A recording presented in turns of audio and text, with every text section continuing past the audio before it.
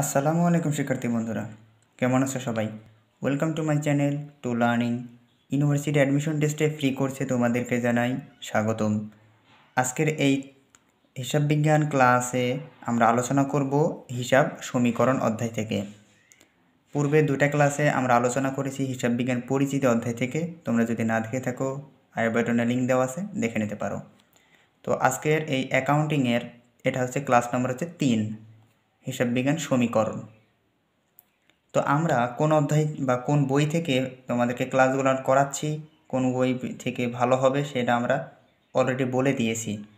তো সেটার link I বাটনে আছে, দেখে নিতে পারো।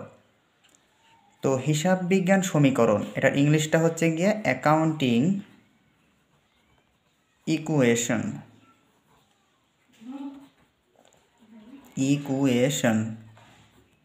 ওকে, তো আমরা কি জানি অ্যাকাউন্টিং ইকুয়েশনটা কি?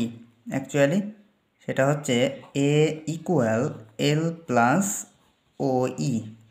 তার মানে আমরা জানি যে এল প্লাস ওই এই দুটা সমান এটা হতে হবে।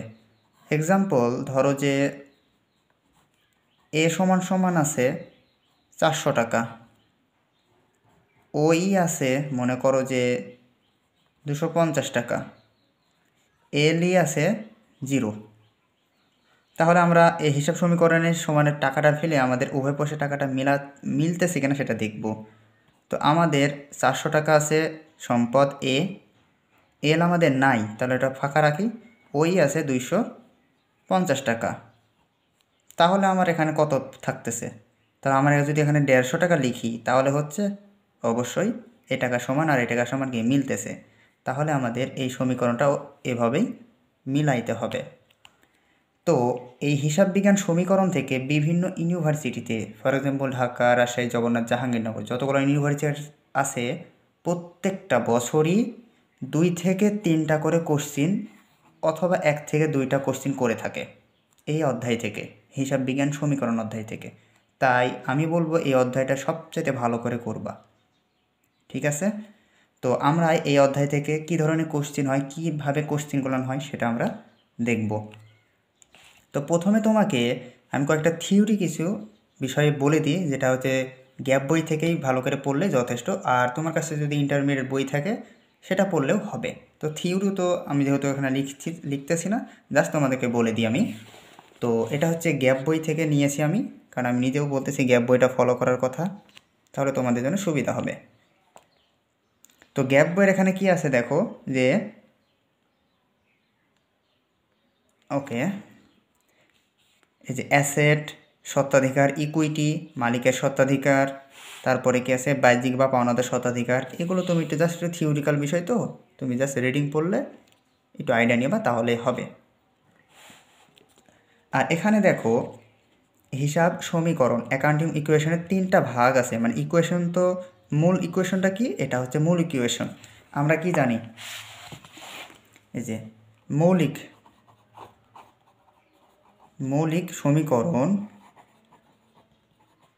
সমীকরণটা কি, সেটা হচ্ছে এ ইকুয়াল এল প্লাস ওই। এই ওইয়ের ভিতরে আবার কয়টা ভাগ আছে, সেটা হচ্ছে সি মানে ক্যাপিটাল, তারপর আছে কি আই ক্যাপিটাল, তারপর আইতে ইনকাম, আয় অথবা রেভিনিউ, দুটার ভিতরে দিলেও হবে, রেভিনিউ যে কোনো একটা দিলেই হবে। তারপরে আছে ই মানে এক্সপেন্স মানে খরচ, এক্সপেন্স। তারপরে আছে ডিতে ড্রয়িং, DRAINGS ড্রয়িং। তো এগুলো হচ্ছে এই ওইয়ের মধ্যে ফাংশন। তুমি আরেকটা এই ওইয়ের আরেকটা নাম আছে পি। তুমি কোনো জায়গায় দেখতে পাবা যে এ ইকুয়াল এল প্লাস পি, এরকমও আছে। এটাও কিন্তু সমীকরণ, মৌলিক সমীকরণ, ঠিক আছে? এই হচ্ছে পি। আচ্ছা, এটা হচ্ছে মৌলিক সমীকরণ। এখন আমি তোমাদেরকে বলবো হচ্ছে অংশীদারি ব্যবসায়ের মৌলিক সমীকরণ কোথায়? অংশীদারি ব্যবসায়ের। আচ্ছা, আমার লেখা একটু অতটাও ভালো না, যাই হোক তোমরা একটু কম্প্রোমাইজ করে নিও। ওকে, অংশীদারি ব্যবসায়ের মৌলিক সমীকরণটা কি? এটা হচ্ছে সম্পত্তি ইকুয়াল দায় প্লাস অংশীদারদের সত্ত্ব। মৌলিক সমীকরণটা কি হচ্ছে? মালিকানা সত্ত্ব। আর অংশীদারি ব্যবসার সম্পত্তি ইকুয়াল দায় প্লাস অংশীদারিত্বের সত্ত্ব, মানে অংশীদারি ব্যবসায় তো অনেকগুলো অংশীদারি থাকে, সে কারণে সকল অংশীদারদের একটা সত্ত্ব মানে দাবি থাকে, সেটাই হচ্ছে অংশীদারদের সত্ত্ব। আরেকটা হচ্ছে কোম্পানির মৌলিক হিসাব সমীকরণ। কোম্পানিরটা কি? কোম্পানিরটা হচ্ছে সম্পত্তি ইকুয়াল দায় প্লাস শেয়ারহোল্ডারদের সত্ত্ব। কোম্পানিটা কি? শেয়ার হোল্ডারদের শর্ত, মানে একটা কোম্পানির যতগুলো শেয়ার বিলি করা হয় বা সেল করা হয়, সেগুলোর যারা পারচেস করে বা ক্রয় করে তাদের একটা সত্ত্ব থাকে কোম্পানির ওপর, তাদেরকে বলা হয় শেয়ার হোল্ডারদের সত্ত্ব। এটা একটা ইকুয়েশনের মাধ্যমে প্রকাশ করা হচ্ছে। তো পরীক্ষায় যদি আসে যে কোম্পানির মৌলিক সমীকরণটা কী বা মৌলিক হিসাব সমীকরণটা কী, তখন তোমাকে এটা দিতে হবে। আবার যদি চায় যে অংশীদারি ব্যবসার হিসাব সমীকরণটা কী, তখন এটা দিতে হবে। ওকে, আর যদি কিছুই যদি বলা না থাকে, শুধুমাত্র যদি বলে মৌলিক সমীকরণটা কী, তাহলে এইটা। ওকে, এটাই হচ্ছে ফাংশন। তো আমরা একটু বইয়ের দিকে আসি, কয়েকটা থিওরিক্যাল বিষয় এখানে বলে দিই আমি। তো তোমরা দেখো, এখানে মনে রাখতে হবে কিছু বিষয়। আয় কমা বা আয় কম দেখানো হলে বা আদৌ যদি না দেখায়, তুমি যদি একটা ব্যবসা প্রতিষ্ঠানে আয় যদি কম দেখাও, তাহলে কি কি প্রভাব ফেলবে সেটা দেখো। মোট আয় কমে যাবে, মোট লাভ বা নিট লাভও কমে যাবে, মালিকের সত্ত্বটাও কমে যাবে। কারণটা কি জানি? মালিকের সত্ত্ব কখন বাড়ে? একটা মালিকের সত্ত্ব বাড়ে হচ্ছে যখন তুমি ইনভেস্ট করবা একটা ব্যবসা প্রতিষ্ঠানে, তখন মালিকের সত্ত্ব বাড়বে। আরেকটা হচ্ছে ব্যবসা যদি আয় হয়, সেক্ষেত্রে তাহলে সি এবং আই, তো মালিকের দাবি দুইটাভাবে হয়, সেটা হচ্ছে একটা সি মানে ক্যাপিটালের মাধ্যমে, আরটা হচ্ছে আই ইনকামের মাধ্যমে। মালিক যখন ব্যবসা প্রতিষ্ঠানে ক্যাপিটাল দিবে মানে মূলধন বিনিয়োগ করবে, তখন মালিকের বৃদ্ধি পাবে। আরেকটা হচ্ছে মালিকের দাবি কখন? একটা ব্যবসা প্রতিষ্ঠানে যখন আয় হবে তখন বাড়বে। আর মালিকের দাবি কখন কমে যাবে সেটা একটু দেখি। সেটা হচ্ছে দুইভাবে কমবে, একটা হচ্ছে এক্সপেন্স ডাউন হয়ে যাবে, আরেকটা হচ্ছে ড্রয়িং মানে উত্তোলন করলে একটা ব্যবসা প্রতিষ্ঠানে যখন ব্যয় হবে, তখন ওই মালিকেরও ভাগ থাকতে হবে। তখন কী করতে হবে? ওই মালিকের যে দাবি এখান থেকে মাইনাস হয়ে যাবে, এই ব্যয়টা মাইনাস হয়ে যাবে, তাহলে লেস হয়ে যাচ্ছে। আর মালিক যখন একটা ব্যবসা প্রতিষ্ঠানে যখন তার বইয়ের বা তার ছেলে যখন টাকা পয়সা প্রয়োজন হবে, তখন মালিক উত্তোলন করবে একটা ব্যবসা প্রতিষ্ঠান থেকে, তখন উত্তোলন করলে এই মালিকের দাবিটাও কমে যাবে। তো এই দুইভাবে মালিকের দাবি আর কমবে। ঠিক আছে, আশা করি বিষয়টা বুঝতে পারছো। তো সেম এখানেও এই জিনিসটাই আছে, তুমি জাস্ট এটুকু একটু দেখো, আমি তারপর আইডিয়া দিচ্ছি। তো মোট আয় বেশি দেখানো হলো, একটা ব্যবসা প্রতিষ্ঠানের জমি যদি আয় বেশি দেখাও, তাহলে কি হবে? মোট লাভ বা নিট লাভ বেশি দেখানো হবে, মালিকের সত্ত্বটা বেশি দেখানো হবে, খরচ কম দেখানো হবে। যদি আয় বেশি দেখায় তাহলে খরচটা কি অবশ্যই কমবে, এটাই। মোট ব্যয় যদি কম দেখানো হবে, তাহলে কি মোট লাভ বা নিট লাভ বেশি দেখানো হবে। মোট ব্যয় কম দেখালে নিট লাভ বেশি হয়ে যাবে। মালিকানা সত্ত্ব কি বেশি দেখানো হবে, খরচ বেশি দেখানো হবে। মোট ব্যয় বেশি দেখানো হবে, মোট লাভ বা নিট লাভ কম দেখানো হবে, মালিকের সত্ত্ব কম দেখানো হবে। এগুলো তুমি একটু জাস্ট স্ক্রিনশট দিয়ে অথবা দেখে নিতে পারো, অথবা তোমার কাছে যদি গ্যাপ বই থাকে তাহলে আশা করি এগুলো একটু ভালো করে পড়বা, তাহলেই হবে। আচ্ছা, তো এখন আমরা কয়েকটা এই যে আর্থিক অবস্থার পরিবর্তন, এটা আমরা পূর্বের ভিডিওতে আলোচনা করে দিয়েছি, এগুলো আর এখানে আলোচনা করতেছি না। যেটা এই অধ্যায়ে যেগুলো মেন পয়েন্ট সেগুলো আমি আলোচনা করব। এই যে পরিমাণগত কাঠামোগত কীভাবে পরিবর্তন হয়, এগুলো আমি পূর্বের ভিডিওতে আলোচনা করেছি। যদি না দেখে থাকো এখন দেখে নিও প্রথমকার 2টা ক্লাস, তাহলে তোমাদের অনেক সুবিধা হবে। ওকে, তো একটা হিসাব সমীকরণ কেমন করে হয় সেটা একটু দেখি। ফর এক্সাম্পল, আমি একটা ব্যবসা প্রতিষ্ঠানের টাকা হিসাবটা দেখব, তাহলে বিষয়টা তোমাদের ক্লিয়ার হয়ে যাবে। ওকে, একটু জাস্ট এ মিনিট। আচ্ছা, ফর এক্সাম্পল একটা উদাহরণ দিই। একটা উদাহরণ মনে করো যে হিসাবকালের শুরুতে, হিসাবকাল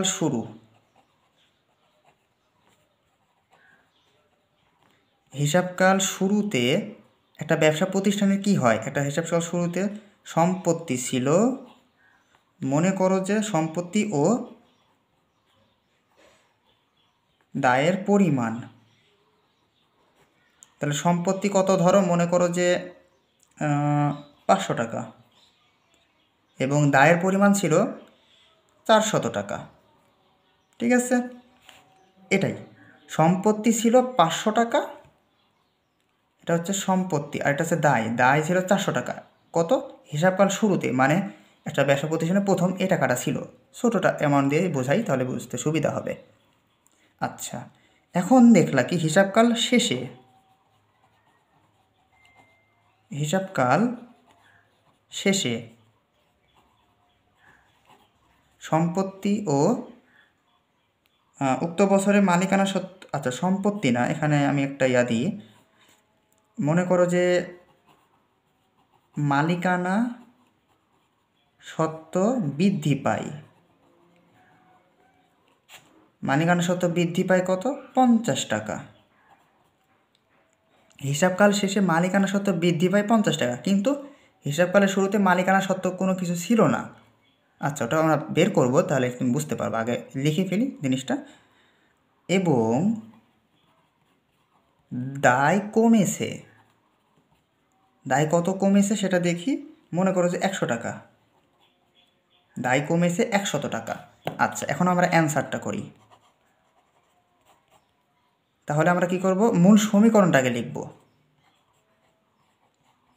তুমি যদি এই রিলেটেড কোনো অঙ্ক পাও, অবশ্যই পাবা পরীক্ষার হলে, তো এই রিলেটেড অঙ্ক পাইলে কি করবো, প্রথম সমীকরণ তুমি আগে লিখবা রাফ খাতায়। এগুলো তোমাকে তো নৈবেদিক থাকবে, তোমাকে তো আলাদা করে বের করতে হবে, তখন ছোটো করে রাফ করবা। রাফ করে তখন কি করবা, হিসাবকাল শুরুতে কি কি আছে, সম্পত্তি আর দায় আছে না। সম্পত্তি কত? 500 টাকা। তাহলে 500 টাকা সম্পত্তি ইকুয়াল দায় কত আছে? 400 টাকা। ওই আছে, ওই নাই, তাহলে আমাদের কি করতে হবে, এই ইকুয়েশনটা কি সমান করতে হবে। তাহলে এ পাশে যেহেতু 500 টাকা আছে, এ পাশে 400 টাকা আছে, তাহলে এ পাশে আমাদের 500 টাকা মিলাইতে হবে। তাহলে আমাদের ওইটা কত আনতে হবে? 100 টাকা আনলেই যথেষ্ট। ঠিক আছে, তাহলে এই 100 টাকা আমাদের ওই থাক বা না থাক, আমাদের ইকুয়েশনটা মিলাইতে হবে, সেটা যেভাবেই হোক না কেন। ঠিক আছে, তাহলে আমাদের উভয় পাশে 500 টাকা হলো। এটা কখন? হিসাবকাল শুরু, হিসাবকাল শুরু। এখন হিসাবকাল শেষে, হিসাবকাল শেষে কি আছে, মালিকানা সত্ত্ব বৃদ্ধি পাইছে কত? 50 টাকা। তাহলে আমরা 50 টাকা বৃদ্ধি পাই, দিলাম। দায় কমেছে কত? 100 টাকা। তাহলে দায় আমি কমাই দিই, কমাই দেওয়া মানে কি, মাইনাস চিহ্ন, এটা প্লাস চিহ্ন থাকবেই, যেহেতু সূত্রের প্লাস, এটা মাইনাস ফিগারে চলে আসবে। ওকে, এটা গেল। এখন এই যে 100 এবং 50, তাহলে আমাদের এপাশে কত আনতে হবে একটু তাহলে হিসাব করো, তাহলে বিষয়টা কেমন হচ্ছে। তো আমাদের এখানে ইকুয়েশনটা মেলানোর জন্য কী করতে হবে, একটা দাগ টানতে হবে। দাগ টানার পরে যেহেতু আমাদের এই সম্পত্তি কম বেশি আছে কিনা দেখাতে হবে। তোমাকে প্রশ্ন এভাবে উত্তর এভাবে চাবে, উত্তরটা হবে, তোমাকে প্রশ্ন করেছে এরকম যে হিসাবকাল বা শেষে, হিসাবকাল শেষে সম্পত্তি কত টাকা হ্রাস পাইল, কত টাকা হ্রাস বা বৃদ্ধি পাই। ঠিক আছে, মানে হিসাবকাল শেষে সম্পত্তি, তাহলে এটা তো সম্পত্তি, তাই না? তো সম্পত্তি কত টাকা হ্রাস বা বৃদ্ধি পাইছে সেটা তোমাকে বের করতে হবে। তো তোমার হিসাবকাল শুরুতে এ টাকা ছিল, হিসাবকাল শেষে এত টাকা হয়েছে, কিন্তু সম্পত্তি কোনো কিছু ছিল না। তাহলে আমার হিসাবকাল শেষে কত টাকা সম্পত্তি আছে সেটা বের করতে হবে। তার জন্য এই 100 আর 50 তুমি যোগ করবা, কত হচ্ছে? 150। আর এটা যেহেতু হিসাবকাল শেষে, ওকে, হিসাবকাল শেষে, তাহলে 150 টাকা নামলো। 400 থেকে 100 টাকা তুমি বাদ দাও, 300। আচ্ছা, তাহলে কত হচ্ছে? 450 টাকা হচ্ছে। তাহলে এখানে তুমি 450 টাকা দিয়ে দিলা। তাহলে দেখো এই পাশ আর এই পাশ কি সমান হলো? অবশ্যই হয়েছে, কারণ এখানেও 450, এখানেও 450 টাকা হয়েছে। আচ্ছা, তো এই যে 500 আর এই যে 450, তোমার অ্যাকচুয়ালি কত টাকা হলো? তাহলে 500 থেকে 450 বাদ দিলে 50 টাকা হচ্ছে না? তাহলে 50 টাকা তোমার কি? এটা হচ্ছে সম্পত্তি হ্রাস। সম্পত্তি হ্রাস পাইল কেমনে দেখো, 500 থেকে তুমি যদি 450 টাকা বাদ দিয়ে দাও তাহলে কত থাকে? 50 টাকা থাকে না? তোমার বছরের শুরুতে ছিল 500 টাকা, তোমার বছর শেষে হয়েছে 450 টাকা, তাহলে তোমার 50 টাকা কি হ্রাস পাইল না সম্পদ? এটাই হচ্ছে তোমার অ্যান্সার। এভাবে হচ্ছে হিসাব সমীকরণ উত্তর বা এভাবে অঙ্ক করে বের করতে হয়। তো আরও কয়েকটা উদাহরণ আমরা দেখি, তাহলে তোমার বিষয়টা আরও ক্লিয়ার হয়ে যাবে।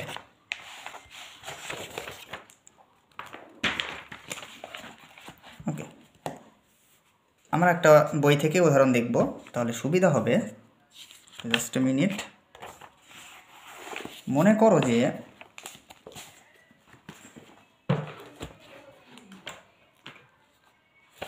একটা ইউনিভার্সিটি একটা কোশ্চেন আমরা সলভ করি, তাহলে তোমাদের সুবিধা হবে দেখতে।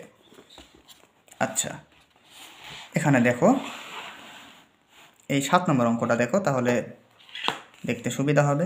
কি বলতেছে? উত্তরা কোম্পানির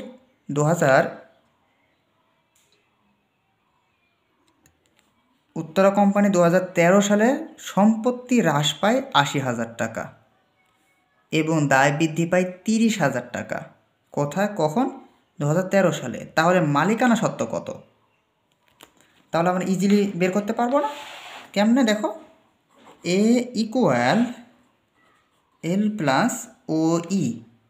আচ্ছা, তো আমাদের সম্পত্তি কত টাকা আছে? সম্পত্তি হ্রাস পাইছে না 80,000 টাকা, তাহলে এখানে সম্পত্তি 80,000 টাকা আমরা হ্রাস করে দিব। হ্রাস মানে কি? মাইনাস ফিগার, হ্রাস করে দিলাম। এখানে দায় কত টাকা আছে দেখো, 30,000 টাকা বৃদ্ধি পাইছে, তাহলে 30,000 টাকা। তাহলে আমাদের অ্যাকচুয়ালি এই ওইটা কত হবে বের করতে হবে। কেমনে বের করব? এখানে মাইনাস ফিগারে মান আছে, তাহলে এপাশেও মাইনাস ফিগারে মানটা বের করতে হবে, কারণ টাকা সমান হলেও হবে প্লাস, আবার দেখতে হবে এটা মাইনাস ফিগারে মান আছে, এপাশে যেন প্লাস ফিগারে মান না হয়। তাহলে কত আনা যায়? তাহলে এখান থেকে এটা কি করব, আমরা যোগ করে দিব। তাহলে 8 আর 3 11, তাহলে 1,10,000 টাকা। তাহলে কেমনে হলো? এটা যদি আমি মাইনাস ফিগার করি, এই যে 1,10,000 থেকে তুমি যদি 80,000 কি করো, যদি বাদ দিয়ে দাও, তাহলে কত টাকা থাকে? 30,000 থাকে।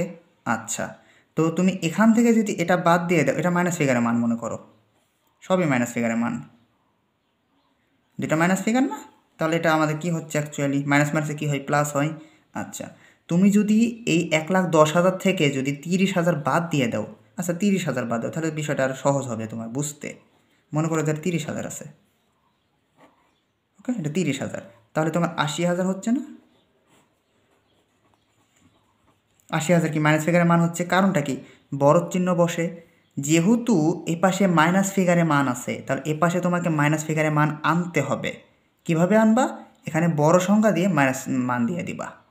তাহলে হবেটা কি, এইখান থেকে তুমি যদি এটা মাইনাস করো, তাহলে মাইনাস ফিগারের মান তুমি ইজিলি পাচ্ছ। তাহলে এপাশেও মাইনাস ফিগারের মান, এপাশেও মাইনাস ফিগারের মান, তুমি এখান থেকে মাইনাস করে দেখো 80,000 পাচ্ছ, মাইনাস 80,000, আর এখানেও মাইনাস 80,000। তাহলে আমাদের ইকুয়েশনটা কি মিলছে?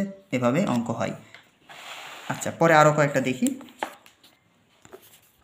এর পাশে দেখো, প্রথমে ঢাবি 2017-18 সালে আসছিল এই অঙ্ক, একটা অঙ্ক, এটা আমরা এখানে পড়বো এবং তুলবো খাতায়।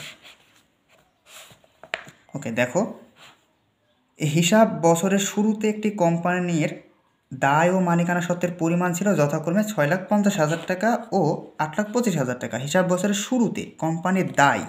আচ্ছা, আমরা একটা হিসাব সমীকরণটা লিখি, এ ইকুয়াল এল প্লাস ও ই লিখলাম। কি করছে? হিসাব বছরের শুরুতে কোম্পানির দায় কত? 6,50,000, তাহলে আমরা দায়টা লিখি 6,50,000 লিখলাম, প্লাস এ পাশে কত আছে? ওই কত আছে? ও ই আছে 8,25,000 আছে, 8,25,000 আছে, ঠিক আছে। তাহলে ওই আছে আর কি আছে? লায়াবিলিটিস আছে, মানে দায় আছে, কিন্তু সম্পদ নাই। আচ্ছা, তো সম্পদ নাই, তাহলে সম্পদ আমাদেরকে আনতে হবে। তাহলে এই দুইটা যোগ করলে তো আমাদের সম্পদ পেয়ে যাব। তাহলে দুইটা যোগ করলে কত হয়? 8 আর 6 14, তাহলে 14 লাখ, 50 আর 25 75, তাহলে 14,75,000। ঠিক আছে, তাহলে আমাদের সম্পত্তিও পাইলাম, এপাশে দায় মালিকানা সত্ত্বেও পাইলাম। তাহলে এটা আমরা কখন পাইলাম? এটা কি? এটা হচ্ছে হিসাবকাল শুরু, হিসাব শুরু। ঠিক আছে, হিসাব শুরু পাইছি। এখন দেখো আবার অঙ্কের দিকে আমরা যাই। উক্ত হিসাব বছরে কোম্পানির সম্পদ বৃদ্ধি পায় 2 লাখ টাকা। আচ্ছা, সম্পদ বৃদ্ধি পাইছে 2 লক্ষ টাকা, 2 লাখ টাকা বৃদ্ধি পাইল। আচ্ছা, তারপর আবার দেখি ও দায় হ্রাস পাইছে 1 লক্ষ টাকা, মানে দায়টা কি পাইছে? হ্রাস পাইছে। তাহলে কত? 1 লক্ষ টাকা। দায় হ্রাস পাওয়া মানে কি? Minus figure. ওকে, তাহলে দায়টা হ্রাস পাইল। ওকে, প্লাস চিহ্ন তো থাকবে। তাহলে আমাদের এখানে কি বের করতে বলেছে? মালিকানা সত্ত্বের পরিবর্তন সৃষ্টিকারী কোনো লেনদেন না হয়ে থাকলে উক্ত বছরে নেট মুনাফা বা নেট ক্ষতির পরিমাণ কত। ঠিক আছে, যদি মালিকানা সত্ত্ব হ্রাস বৃদ্ধি না ঘটে থাকে তাহলে নেট মুনাফা বা নেট ক্ষতির পরিমাণটা কত। তাহলে আমাদের নেট ক্ষতি এবং নেট মুনাফা বের করতে হবে। তাহলে আমরা কী করবো? আগে ইকুয়েশনটাকে মিলাই দিই। তো ইকুয়েশন মিলানোর জন্য একটা টান দিয়ে 14 আর 2 16,75,000 টাকা সম্পদ আগে মিলাই। ওকে, সম্পদ পাইলাম 16,75,000 টাকা। এখন এই দায় থেকে এই দায়টা বাদ দিয়ে দিতে হবে, কারণ এটা প্লাস ফিগার, একটা মাইনাস ফিগার। তাহলে আমরা কত পাচ্ছি? 5,50,000 প্লাস, যেহেতু প্লাস চিহ্নই হবে কারণ বড় চিহ্ন প্লাস আছে। আর এখানে কত আছে? এখানে কিছু নাই, কিছু নাই তো, তাই না? তাহলে আমাদেরটা বের করতে হবে কেমনে? এ পাশে কত টাকা আছে? 16,75,000 টাকা আছে। এখানে আছে 5,50,000 টাকা আছে। তাহলে আমাদের ওই কত হবে? আইডিয়া করো তো। এখান থেকে এটা মাইনাস করলে তুমি ওই পাচ্ছ না, তাই কি না হয়? তাই না? কারণ এপাশে মান এপাশে যদি আসে তাহলে মাইনাস হয়ে যায়, প্লাস ফিগারে মাইনাস হয়ে যায়। তাহলে এখানকার মান তুমি যদি এখানে আনো তাহলে এই মানটা পাবা না। তাহলে এই 16,75,000 থেকে 5,50,000 বাদ দিয়ে দিতে হবে। বাদ দিলে তুমি পাচ্ছ 11,25,000 টাকা। ওকে, এই 11,25,000 টাকা তোমার ওই। তাহলে এই দুটো সমান আর এই দুটো সমান, দেখো সমান হচ্ছে টাকা। এখন কি বলছে প্রশ্নে? যে বছর শেষে নিট মুনাফা বের করতে হবে, বা নিট মুনাফা হোক বা নিট ক্ষতি হোক, যেটা বের হয়, মুনাফা বা ক্ষতি যে কোনোটা বের হতে পারে। তো আমরা কীভাবে বের করব সেটা দেখো। এই যে মালিকানা সত্ত্বের ভিতরে তো মুনাফা লুকায় আছে, তাই কি না? মুনাফা কোথা থেকে পাই আমরা? সম্পদ নাকি দায় থেকে হয়? মুনাফা হয়। এর ভিতরে তো মুনাফা আমাদের আছে। কিভাবে? এর ভিতরে তোমার সি আছে, আই আছে, মাইনাস ই আছে, তারপর কি মাইনাস ডি আছে না? তাহলে যে আয়টা কি ইনকাম, তাহলে মুনাফা আছে না? ক্ষতি, ই মানে কি ক্ষতি বা খরচ হতে পারে। তাহলে এই ওইর ভিতরেই এখান থেকে আমাদের এটা বাদ দিয়ে দিলেই আমাদের ওই পেয়ে যাব। তো তোমার বছর শুরুতে ছিল 8,25,000 টাকা, বছর শেষে দেখলা কত? 11,25,000 টাকা। তাহলে তোমার কি অবশ্যই কি হয়েছে? মালিকানা সত্ত্ব বৃদ্ধি পাইছে। তাহলে কি করব? কেমনে? এই যে 11,25,000 থেকে এই 8,25,000 বাদ দিয়ে দিব। তার কত লাখ টাকা হবে? 3 লাখ টাকা। একটা হবে শূন্য। ওকে, তাহলে এটাই অ্যান্সার। তোমার কি নিট মুনাফা হয়েছে না? এই যে কারণটা কি, কীভাবে নিট মুনাফা হলো সেটা আমি বলে দিই। দেখো, তোমার বছরের শুরুতে ছিল 8,25,000 টাকা, বছর শেষে 11,25,000 টাকা। তাহলে কি তোমার বছর শেষে মালিকানা সত্ত্ব কি বৃদ্ধি পাইছে? কি পাইছে? বৃদ্ধি পাইছে, তাই না? তাহলে বৃদ্ধি পাইলে যদি আগের থেকে, যদি সমাপনী থেকে যদি প্রারম্ভিকটা যদি বাদ দিয়ে দাও তাহলে তোমার তো ইজিলি মুনাফা পাচ্ছ। আচ্ছা, ফর এক্সাম্পল মনে করো এই 11 লাখের জায়গায় তুমি যদি মনে করো যে 5 লাখ টাকা হয়েছিল, হতে তো পারতো। বছর শেষে মনে করো যে 5 লাখ টাকা হয়েছে মুনাফা, মালিকানা সত্ত্ব। তাহলে এখানে কি হইতো? ক্ষতি হইতো। কেমনে? দেখো, নিট ক্ষতি। কারণ তোমার বছরের শুরুতে ছিল 8,25,000 টাকা, বছর শেষে 5 লাখ টাকা। এটা ফর এক্সাম্পল মনে করতেছি, কিন্তু অ্যাকচুয়ালি তো হয়নি। যদি হতো সেক্ষেত্রে কী করতা? তো 8,25,000 মাইনাস 5 লাখ টাকা, তাহলে কত হতো? 8 থেকে 5 বাদ দিলে কত? 3 লাখ। তাহলে 3,25,000 টাকা। এটা হচ্ছে তোমার ক্ষতি হইতো। আই থিঙ্ক ক্লিয়ারটা বুঝতে পারছো বিষয়টা। তো এভাবেই তোমাদের এই হিসাব সমীকরণ অধ্যায় থেকে কোশ্চিন হয়ে থাকে। তো তুমি বিশেষ করে এই হিসাব সমীকরণে যতগুলো অঙ্ক আছে ভালোভাবে সলভ করবা। আর যে থিওরিক্যাল বিষয়গুলো আছে, এই যে এখানে সংক্ষিপ্ত প্রশ্নগুলো আছে তোমার গ্যাপ বইয়ে, তো এই সংক্ষিপ্ত প্রশ্নগুলো তুমি ভালো করে মুখস্থ করবা। মানে এখান থেকেও কিছুটা প্রশ্ন হয়ে থাকে, অনেক থিওরিক্যাল প্রশ্ন আছে, অনেক নৈবেত্তিক আছে তোমাদের। তো তোমরা জাস্ট যেভাবে শিখাই দিলাম, যেভাবে হিসাব সমীকরণটা তুমি বের করতে পারবা ওইভাবে করবা, তাহলে হবে। তো আমি আর ক্লাসের সময়টা বাড়াচ্ছি না, পরবর্তী আমরা তোমাদের এই অধ্যায়তে আলোচনা করব। সেটা হচ্ছে গিয়ে আমাদের এটা ক্লাস শেষ, হিসাব পরিচিতি শেষ, হিসাব সমীকরণ আজকে শেষ করে দিলাম। কারণ হিসাব সমীকরণে যেটুকু আমরা অঙ্ক করাইলাম এই রিলেটেডই অঙ্ক কোটাটাই অধ্যায়, আর কোনো নিয়ম নেই। তাছাড়া থিওরিক্যাল কিছু বিষয় আছে যেগুলো আমি দেখাই দিয়েছি, তুমি জাস্ট থিওরিক্যাল বিষয়গুলো ভালো করে মুখস্থ করবা। আর পরবর্তী আমরা 4 নম্বর ক্লাসে আলোচনা করব হিসাবের বইসমূহ, হিসাব চক্র, জাবেদা, খতিয়ান ও নগদান বই। তো পরবর্তী ক্লাস যদি দেখতে চাও তাহলে অবশ্যই চ্যানেলকে সাবস্ক্রাইব করো, কমেন্ট করে জানাও কেমন লাগলো, আর ভিডিওটা ভালো লাগলে লাইক দাও। আর হ্যাঁ, আবারও বলছি সাবস্ক্রাইব করে রাখো। Thanks for watching. আল্লাহ হাফেজ।